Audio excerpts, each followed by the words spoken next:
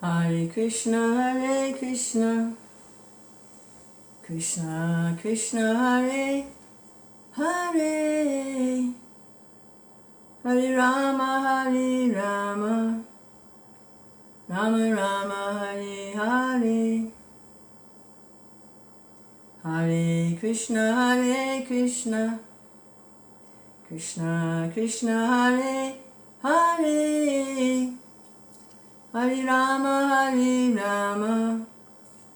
Rama Rama, Hare Hare. Shri Krishna Chaitanya Prabhu Nityananda, Shri Advaita Gadadhar, Shiva Sadi Gaur Bhaktivinoda. Hare Krishna, Hare Krishna, Hare Baba. Krishna Krishna, Hare Hare, Hare Rama, Rama Rama, Hare Hare, Hare Krishna, Krishna Krishna, Hare Hare, Hare Rama, Rama Rama, Hare Hare. Hare Bol, Madam. Krishna. Hare Krishna, Krishna Krishna, Hare Hare, Hare Rama, Rama Rama, Hare Hare, Hare Krishna, Krishna Krishna, Hare Hare, Hare Rama, Rama Rama, Hare Hare, Hare Krishna. Hare Krishna, Krishna Krishna, Hare Hare, Hare Rama, Rama Rama, Hare Hare, Hare Krishna, Krishna Krishna, Hare Hare, Hare Rama, Rama Rama, Hare Hare. Krishna, Krishna Chaitanya, Krishna Krishna, Krishna Chaitanya, Krishna Chaitanya, Krishna Chaitanya, Krishna Chaitanya. Krishna, Hare Krishna. So, I'm going to read something about Krishna, the Krishna book, Govinda, and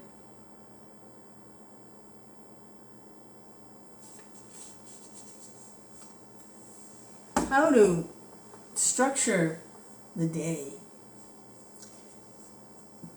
Like, what do you actually do? Well, there's a certain amount of activity is needed just for maintenance. You have to be able to get some food. You have to have a place to live, some shelter where you can be safe and sleep, and you do your maintenance things. But then what? Then what do? You just spend all your time doing that? Or then what? Well, how do you engage in serving Krishna? How do you engage in doing anything? What do you do with yourself? Hare Krishna, Krishna Krishna. Well, those that are attracted to material life, material sense gratification, they find lots of things to do. There's a whole range, a whole gamut of activities to do. Can join this club or that club, or find like-minded people that like to play golf, people that like to drink alcohol, people that like to have all kinds of other kinds of sensual activity. Most people will try to find a partner in life that they can be intimate with. And so usually it's a man and a woman. Nowadays it's more out in the open that it could be two people of the same sex, open up a household, and they're intimate with each other. So that goes on, and it's more and more publicly acknowledged. And then, but mostly people, a man and a woman, they'll find each other in these Western uncivilized countries. They left to find each other under their own devices.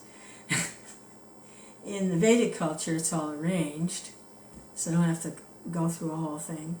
It's arranged by the families, But in the West, and even now in India also, it's a little bit of deterioration going on there. So they have to find each other, and then they set up a household. And they have opportunity to enjoy life together. They set up a household, each one has their duties. The husband, he provides. Of course, even that's a little different now, because sometimes both of them work. But basically, he's the head of the household, and he provides. And they have children, they travel, they do things, they have fun. They enjoy life together. And in Krishna consciousness, there's provision for that. And keep chanting Hare Krishna, and dedicate your house to Krishna, dedicate your family to Krishna, and then, but you get to enjoy a life of social life, where you have friends, you have money, and you can do things, and it's wonderful. And there's Krishna too.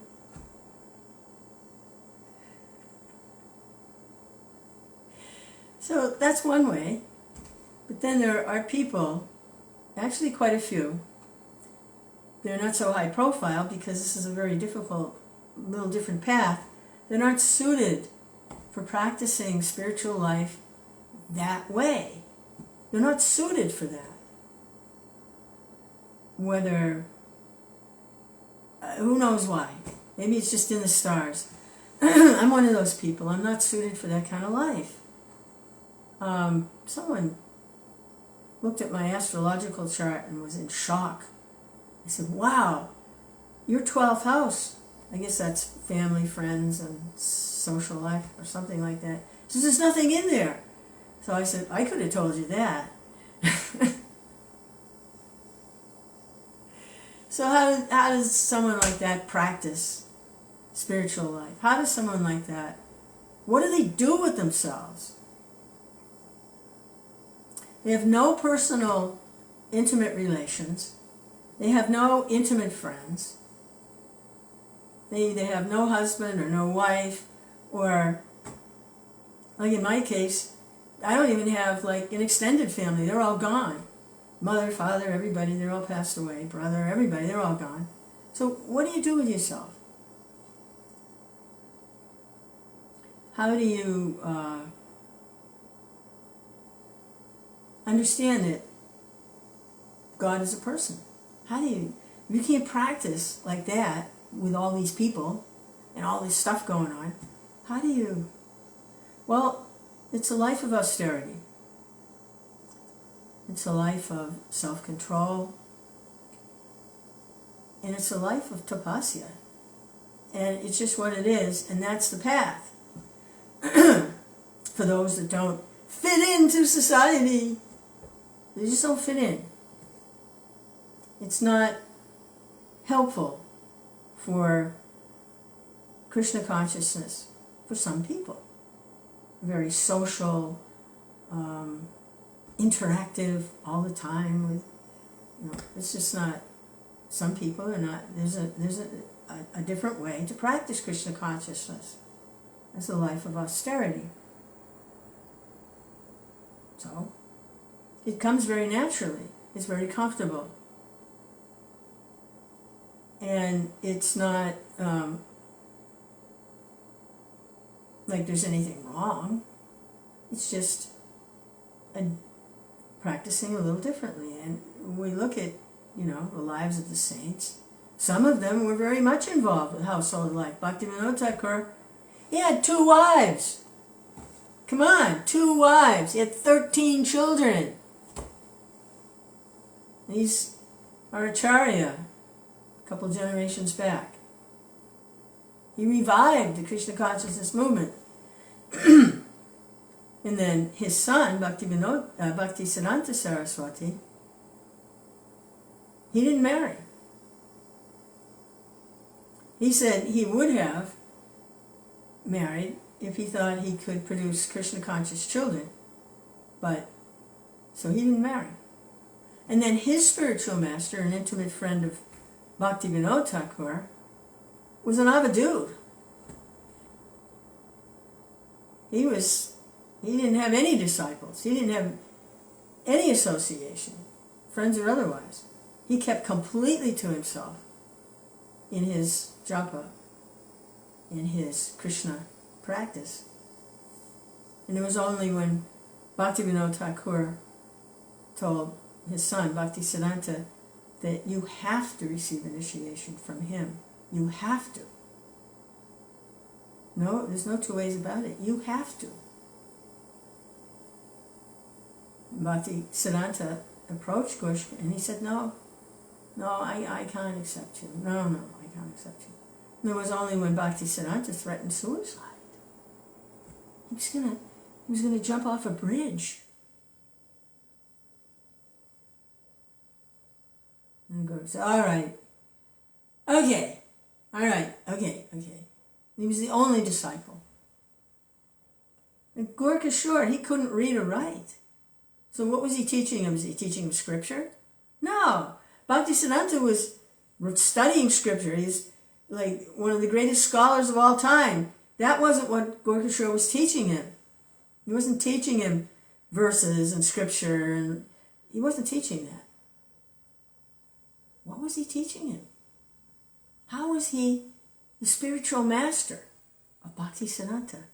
Now they're all in the line of disciplic succession. Bhaktivinoda, Kṛṣṇa, Bhaktisiddhanta, and our A.C. Bhaktivedanta. What was Kṛṣṇa teaching? How was he providing shelter for Bhaktisiddhanta?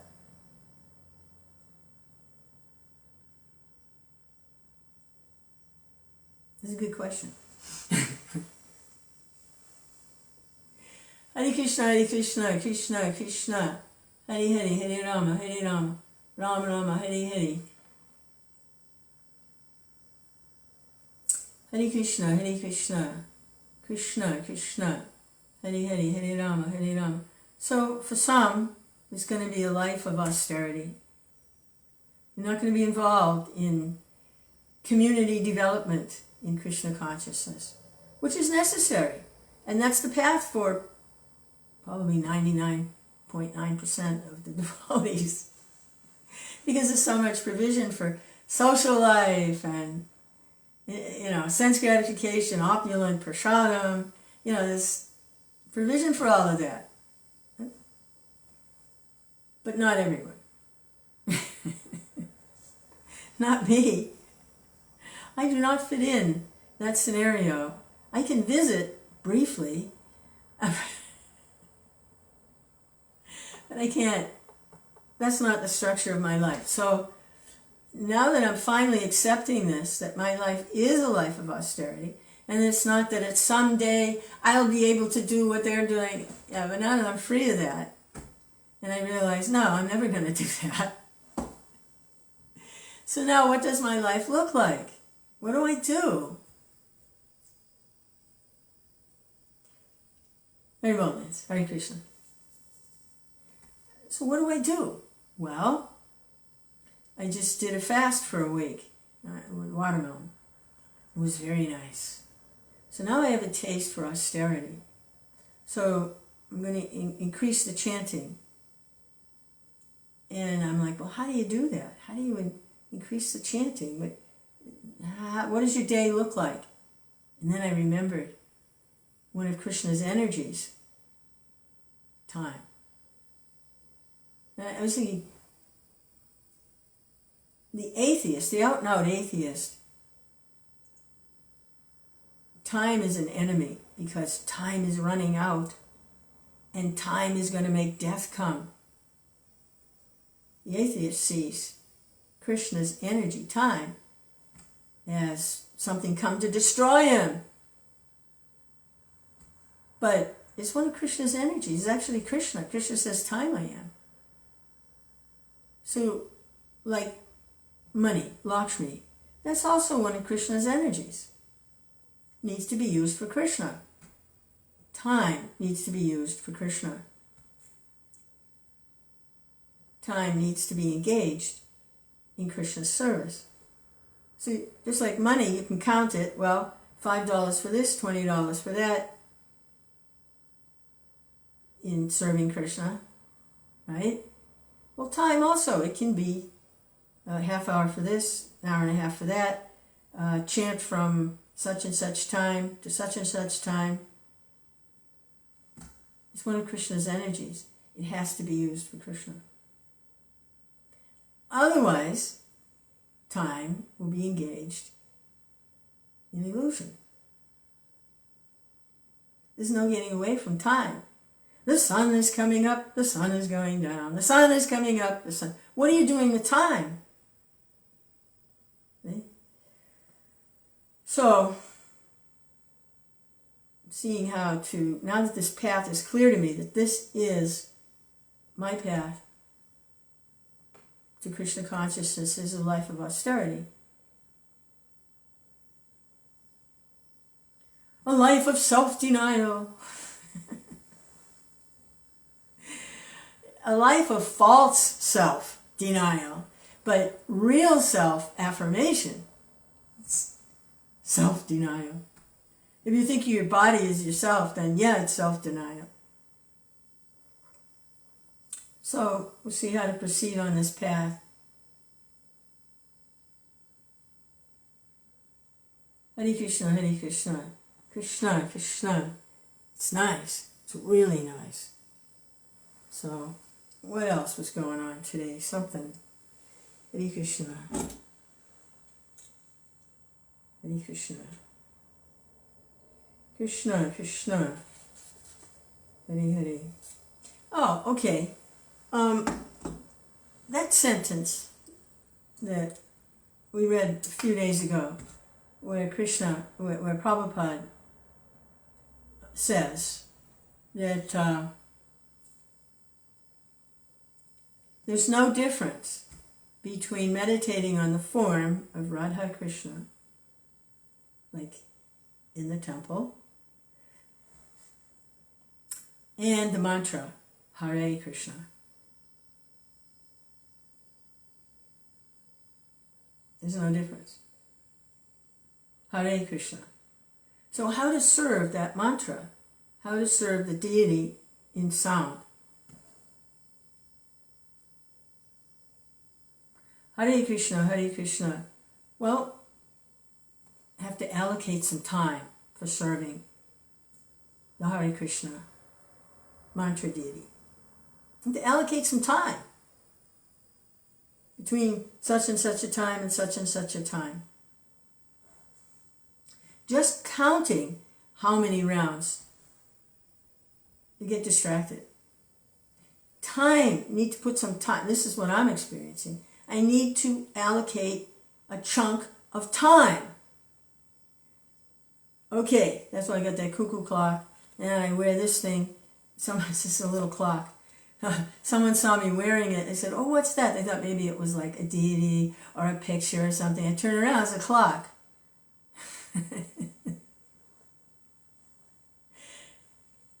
Time I am. This is Hare Krishna.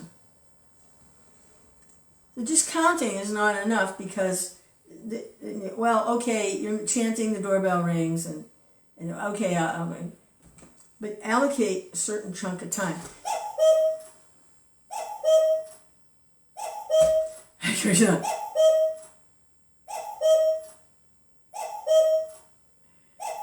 Krishna. Krishna. Krishna. Krishna.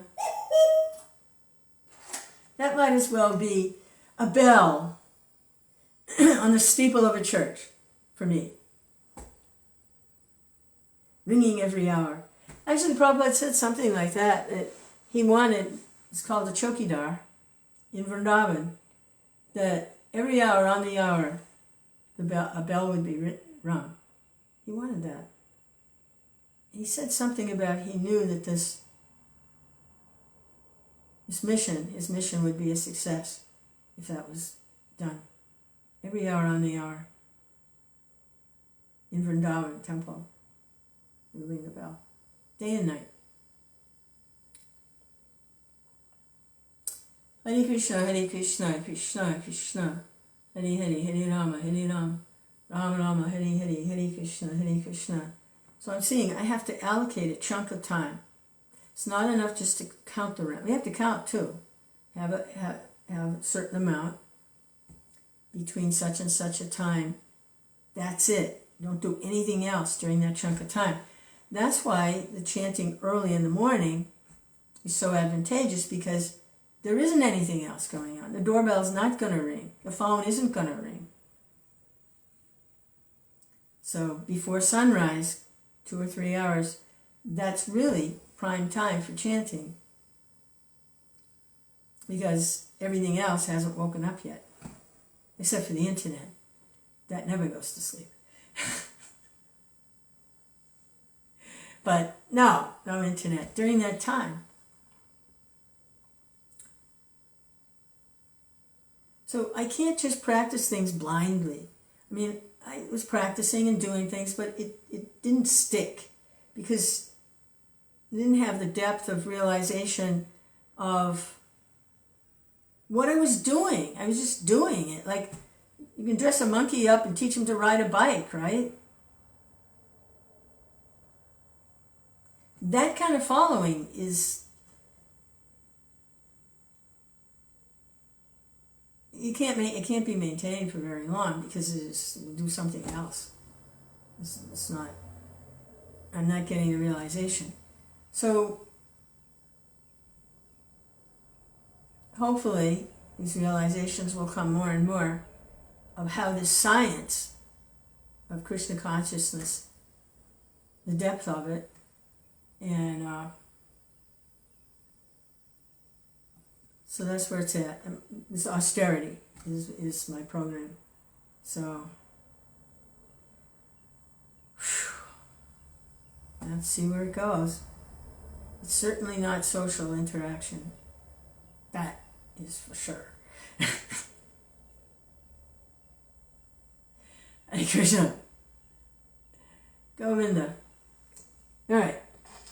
Here's the austerity of hearing about Krishna. Hare Krishna, Krishna Krishna, Hare Hare, Hare Rama, Rama Rama, Hare Hare. Lord Krishna's daily activities. This is summary study of the 10th canto of Srimad Bhagavatam by His Divine Grace A.C. Bhaktivedanta Swami Prabhupada. So, we heard previously about what Krishna was doing in a day, what his morning looked like, and his activities, his bathing, his giving in charity, all these things. And then going to the assembly house, Sudharma assembly house, and what was going on in there. There was entertainment first, put everybody in a good mood, then there were prayers, and then they would hear the accounts of prominent kings from antiquity, and then there's a knock on the door. So, they're all in the assembly house, and everyone's in a really good mood, and here comes somebody. Once upon a time, a person arrived at the gateway of the assembly house who was unknown to all the members of the assembly, and with the permission of Lord Krishna, he was admitted into the assembly by the doorkeeper. The doorkeeper was ordered to present him before the Lord, and the man appeared and offered his respectful obeisances unto the Lord with folded hands. It had happened that when King Jarasandha conquered all other kingdoms, many kings did not bow their heads before Jarasandha. And as a result of all of this, all of them, numbering 20,000, were arrested and made prisoners. The man who was brought before Lord Krishna by the doorkeeper was a representative messenger from all these imprisoned kings. Being duly presented before the Lord that man began to explain the actual situation as follows. Hare Krishna. My dear Lord, you are the eternal form of transcendental bliss and knowledge. As such, you are beyond the reach of the mental speculation or vocal description of any materialistic man within this world. You are beyond the reach of the mental speculation or vocal description of any materialistic man within this world. So the materialist cannot appropriately glorify Kṛṣṇa, one who's in material consciousness. Sometimes they have these Bhagavat Saptaha. Professional person comes and there's a big gathering and they have a festival and he recites the Bhagavatam, and especially the gopis. But it's a paid performance. So you're beyond the reach of those things, beyond the reach of mental speculation or vocal description by any materialistic man within this world. A slight portion of your glories can be known by persons who are fully surrendered unto your lotus feet. A slight portion of your glories can be known by persons who are fully surrendered unto your lotus feet, and by your grace only such persons become freed from all material anxieties. My dear Lord, I am not one of the surrendered souls. I am still within the duality and illusion of this material existence. I have therefore come to take shelter of your lotus feet, for I am afraid of the cycle of birth and death. My dear Lord, I think that there are many living entities like me who are eternally entangled in fruitive activities and the resultant reactions.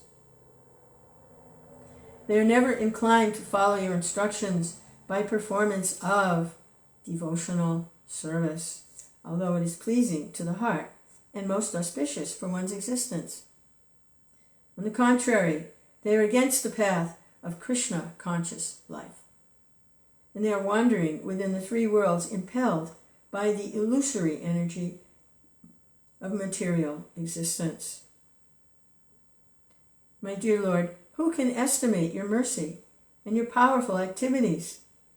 You are present always as the insurmountable force of eternal time, engaged in baffling the indefatigable desires of the materialists.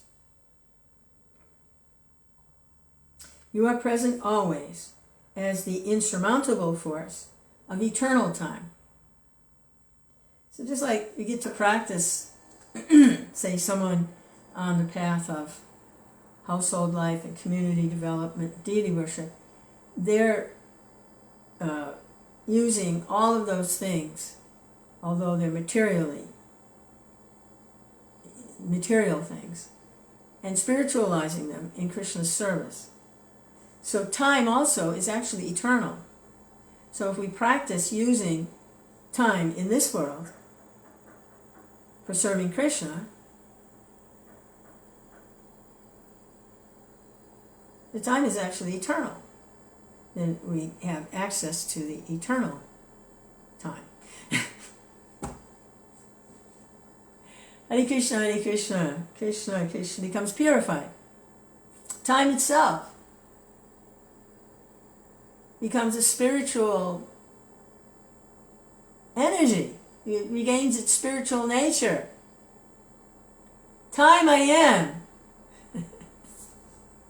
So we get to practice. Hey, where's my clock? You are present always as the insurmountable force of eternal time, engaged in baffling the indefatigable desires of the materialists who are thus repeatedly becoming confused and frustrated. I therefore offer my respectful obeisances unto you in your form of eternal time. My dear Lord, you are the proprietor of all the worlds. You have incarnated yourself along with your plenary expansion, Lord Balaram, it is said that your appearance in this incarnation, Kṛṣṇa Balaram, is for the purpose of protecting the faithful and destroying the miscreants. Under the circumstances, how is it possible that miscreants like Jarasandha can be put into such deplorable conditions of life? Wow. Kṛṣṇa Balaram. That's actually the incarnation. It's not just Krishna. It's Kṛṣṇa Balaram. That was the incarnation 5,000 years ago. Kṛṣṇa Balaram. Just like the incarnation 500 years ago was Panchatattva. Krishna Chaitanya Prabhu Nityananda Shri Advaita Gadadhar Srivas Gaur Bhaktavrinda. Panchatattva, 5 features. 5,000 years ago was 2. Kṛṣṇa Balaram. Kṛṣṇa Balaram. And along with Kṛṣṇa Balaram, Radha and there are they're all eternal associates. The cowherd boys, the gopis, they're all there. But the incarnation was Kṛṣṇa Balaram. 500 years ago was Panchatattva. Krishna Chaitanya, Prabhu Nityananda, Advaita Gadadhar, Srivas, Gaur Bhaktavrinda. Panchatattva. Godhead in 5 features. This is Godhead in 2 features. Kṛṣṇa Balaram. As Prabhupada established the temple in Vrindavan, Kṛṣṇa Balaram. Kṛṣṇa Balaram. It is said that your appearance in this incarnation, Kṛṣṇa Balaram, is for the purpose of protecting the faithful and destroying the miscreants. Under the circumstances, how is it possible that miscreants like Jarasandha can put us into such deplorable conditions of life against your authority? We are puzzled at the situation and cannot understand how it is possible. It may be that Jarasandha has been deputed to give us trouble because of our past misdeeds. But we have heard from revealed scriptures that anyone who surrenders unto your lotus feet immediately becomes immune to the reactions of sinful life. I have therefore been deputed by all the imprisoned kings to wholeheartedly offer ourselves unto your shelter, and we hope that your lordships will now give us full protection. We have now come to the real conclusion of our lives. Our kingly positions are nothing but the reward of our past pious activities, just as our suffering imprisonment by Jarasandha is the result of our past impious activities. We realize now that the resultant reactions of both pious and impious activities are temporary, and that we can never be happy in this conditioned life. This material body is awarded to us by the modes of material nature, and on account of this, we are full of anxieties. The material condition of life simply involves bearing the burden of this dead body. Yet you really you make a breakthrough on that when you're performing austerities like fasting, you fast for a certain length of time. It's like just naturally you get a sense of being different from the body and how the body is wearing this dead thing, So, yeah, it really helps. I'm definitely going to do it at least 1 week out of every month, this fasting, definitely. Kṛṣṇa, at least, if it's working, and it seems to be. As a result of fruitive activities, we have now been subjected to being beasts of burden for these bodies. And being forced by conditional life, we have given up the pleasing life of Krishna consciousness. Now we realize that we are the most foolish persons. We have been entangled in the network of material reaction due to our ignorance. We have therefore come to the shelter of your lotus feet. which can immediately eradicate all the results of fruitive action and thus free us from the contamination of material pains and pleasures. Dear Lord, because we are now surrendered souls at your lotus feet, you can give us relief from the entrapment of fruitive action made possible by the form of Jarasandha.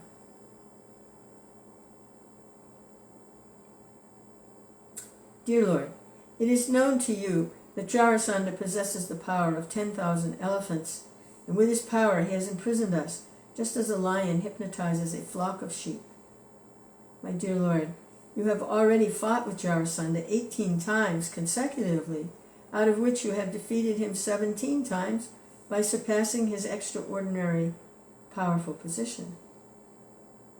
But in your 18th fight, you exhibited your human behavior, and thus it appeared that you were defeated. Actually, Kṛṣṇa had something else to do that more important to him than fighting. He had received the letter from, I think was that the letter from Rukmini, the Brahmin king? And so he decided, I guess Kṛṣṇa could have expanded and gone and fought with Jarasandha and gone at the same time to get Rukmini. But he didn't. It says here, he exhibited his human behavior. And he neglected to fight with Jarasandha. Instead, he led him to a cave and let Muchukunda wake up and burn him to ashes with his glare. He'd been given that benediction that whoever woke him untimely would be burnt to ashes. First person he saw, whoosh. Was that Jarasandha?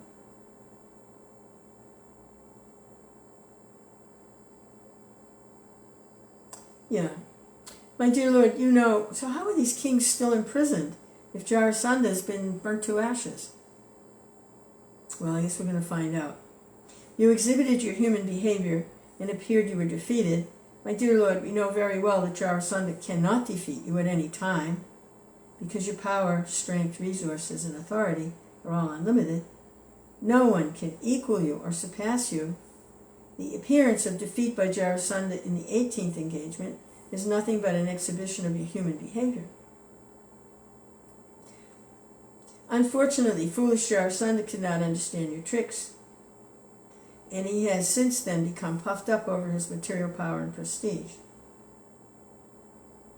Specifically, he has arrested us and imprisoned us, knowing fully that your devotees, we are subordinate to your sovereignty. Wait a minute, I am really confused. Didn't Jarasandha get burnt up in the cave? Did that happen yet? No, that was Yavana. Oh, don't listen to me. That was the Yavana king, the Malecha king. I'm so stupid. No, it wasn't. It wasn't Jarasandha that went to the cave. It was, what was his name? It was a Yavana king. Kali Yavana. Alright, scratch that. Jarasandha didn't go to the cave. Muchukunda didn't burn him to ashes, because that was Kali Yavana that went to the cave. But the message from Rukmini was okay. Yeah, that's why he didn't want to fight with him. No. Kṛṣṇa! Stupid brain. Alright, I'll get to the bottom of it. Anyway, just keep reading. So Jarasandha, he's not killed. He wasn't burned to ashes. He thought Kṛṣṇa ran away from him, and so he claimed victory. That was when Kṛṣṇa and Balaram jumped off the mountain. And Jarasandha thought they'd been burnt because he set fire around the mountain. They jumped 88 miles off the top of the mountain, and he thought he killed them, thought he burnt them. That was what happened. and he went back victorious, and then he imprisoned these kings. Okay. All right, okay. Kṛṣṇa. So this messenger is there. The kings are all imprisoned, and he's explaining their plight, and he's asking Kṛṣṇa and Balaram for help. He's explaining how they've come to realization about suffering in this world is simply impious activity, and enjoying in this world is simply the results of pious activity, and that the real thing is the path of devotion to Kṛṣṇa and going back home, leaving the material world altogether. So he says, now I have explained our awful position, and your lordship can consider and do whatever you like. As the messenger and representative of all those imprisoned kings, I have submitted my words before your lordship and presented our prayers to you. All the kings are very anxious to see you so that they can all personally surrender at your lotus feet. My dear Lord, be merciful upon them and act for their good fortune. So, foolish Jarasandha, Hare Kṛṣṇa.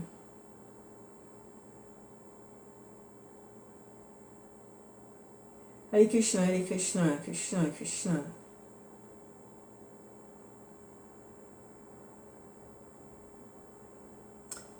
Right. So Jarasandha, he purposefully arrested these kings, thinking that he killed Kṛṣṇa and Balaram. And he specifically arrested them knowing that they were devotees. That's why. So he arrested them and imprisoned them because they were devotees of Kṛṣṇa. But it worked in their favor, because then they were freed from the misconception of enjoying their kingly position and becoming further entangled. But if Jarasandha thought that Kṛṣṇa and Balaram had been killed, how did the messenger go to Dwarka and know that Kṛṣṇa and Balaram were there? I'll get to the bottom of this eventually. Keep reading it. I understand how these things work. And I got more questions now than I have answers.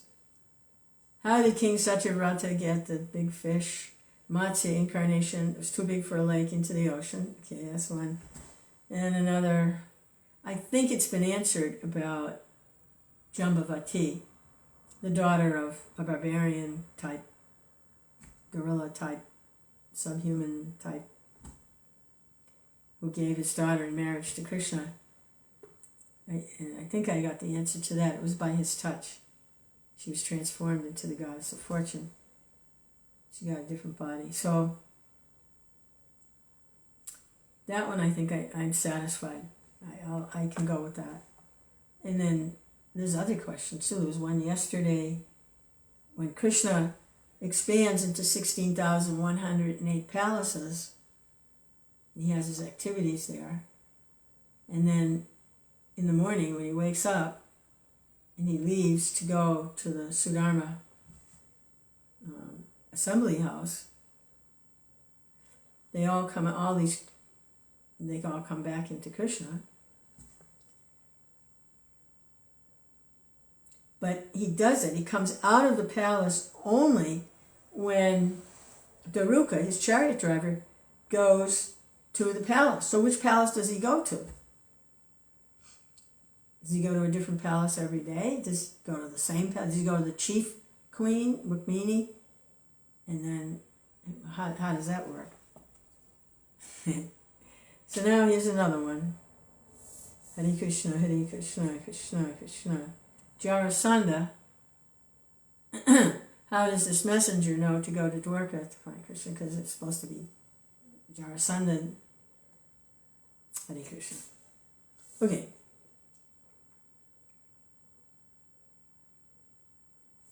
At the very moment the messenger of the imprisoned kings was presenting his appeal before the Lord, the great sage Narada also arrived. Because he was a great saint, His hair was dazzling like gold. Okay, so because he was a great saint, his hair was dazzling like gold. And when he entered the assembly house, it appeared that the sun god was personally present in the midst of the assembly. Ooh. Lord Kṛṣṇa is the worshipful master of even Lord Brahma and Lord Shiva, yet as soon as he saw the sage Narada had arrived, he immediately stood up with his ministers and secretaries to receive the great sage and offer his respectful obeisances by bowing his head. His hair was dazzling like gold. His hair was dazzling.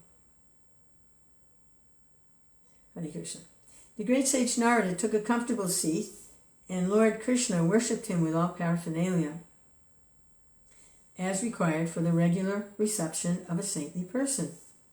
While he was trying to satisfy Naradaji, Lord Kṛṣṇa spoke the following words in his sweet and natural voice. So Narada visited each and every one of the 16,108 palaces, and he was received like this each time. Now, Krishna's come out of the palaces, and he's one Kṛṣṇa sitting in Sudharma assembly house, and Narada's visiting there, and he's being received in the same way. So Krishna says, "My dear great sage Narada among the demigods, I think that now everything is well within the three worlds. You are perfectly eligible to travel everywhere in space, in the upper, middle, and lower planetary systems of this universe." So the first palace Narada went into, he prayed to always remember the lotus feet of the Lord. Then the next palace he went into, he prayed that he could travel anywhere in any species of life and glorify the Lord.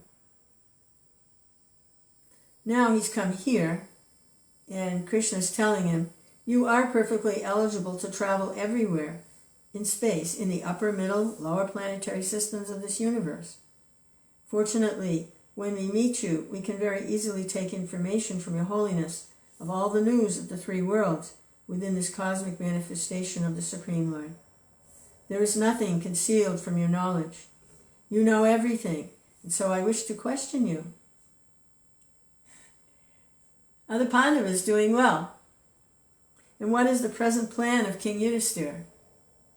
Will you kindly let me know what they want to do at the present moment?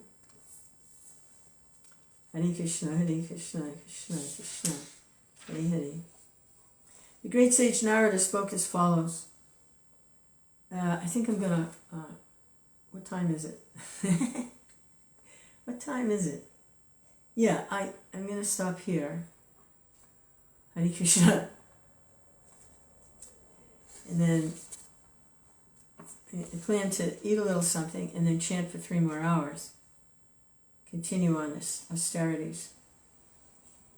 And then later in the afternoon, just take care of some basic stuff that has to be done, like sweeping the floor, doing the laundry, stuff like that. Hare Krishna, Hare Krishna, Krishna Krishna, Hare Hare. Okay, get to practice some more.